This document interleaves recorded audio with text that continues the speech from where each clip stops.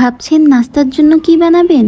তাহলে কিন্তু এই ইউনিক রেসিপিটা বানিয়ে দিতে পারেন পরিবারের সবাইকে।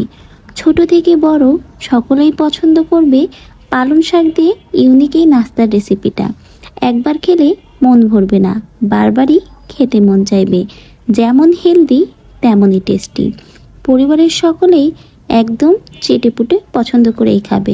এতটাই মজার পালং শাকের এই নাস্তাটা একবার খেলে কখনোই আপনি এর স্বাদ ভুলতে পারবেন না। টাটকা টাটকা শীতের সবজি পালং শাক যদি একগুঁয়েভাবে রান্না করে খান, খেতে তো ভালোই লাগবে না, রুচিটাও উঠে যাবে। সেজন্য যদি ভিন্নভাবে করে খান, বাসার ছোট বড় সকলেই পছন্দ করবে। এখানে আমি কিছুটা পালং শাক কেটে নিয়েছি, আর পালং শাকটা এখন খুব ভালো করে ধুয়ে কুচি করে নিব।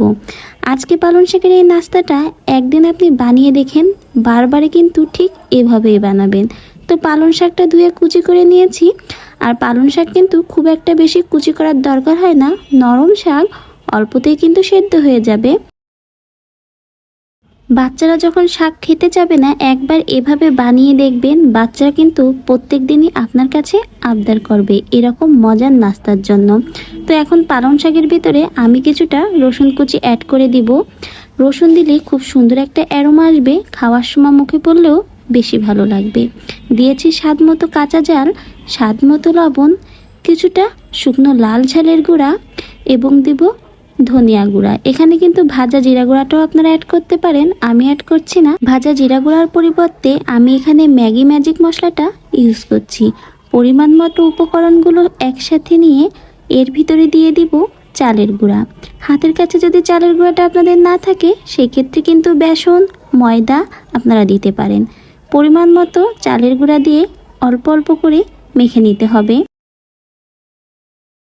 উপকরণগুলো শাকের সাথে মিশিয়ে নেওয়ার সময় কিন্তু এক্সট্রা কোনো পানির প্রয়োজন হবে না।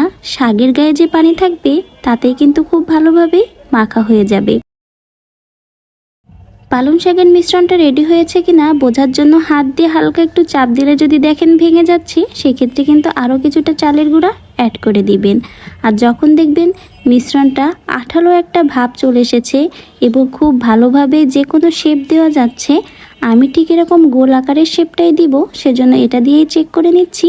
ঠিক এরকম ব্যাটার হওয়ার আগ পর্যন্ত কিন্তু মিশ্রণটা মেখে নিতে হবে। পালং শাকের মিশ্রণটা রেডি হয়ে গেলে ঠিক দেখুন এরকমই হবে। আর এটা কিন্তু রেস্টে রাখার কোনো দরকার হবে না, ইনস্ট্যান্টই বানিয়ে নিতে পারবেন। তো আমার কিন্তু পালং শাকের ব্যাটারটা রেডি হয়ে গেছে। এখন চলে যাব ভাজার জন্য।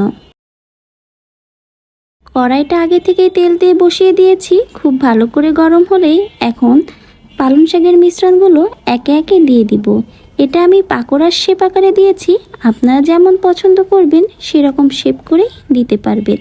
এতটা হেলদি ও টেস্টি, একবার যদি আপনি বানিয়ে খান কখনোই কিন্তু স্বাদটা ভুলবেন না। বিশ্বাস না হলে অবশ্যই বানিয়ে দেখবেন, বাচ্চা বড় সবাই পছন্দ করবে। আপনার বাচ্চা যদি শাক পছন্দ না করে বা খেতে না চায়, সেক্ষেত্রে একবার এই রেসিপিটা বানিয়ে দেখবেন, অবশ্যই সে পছন্দ করে খাবে।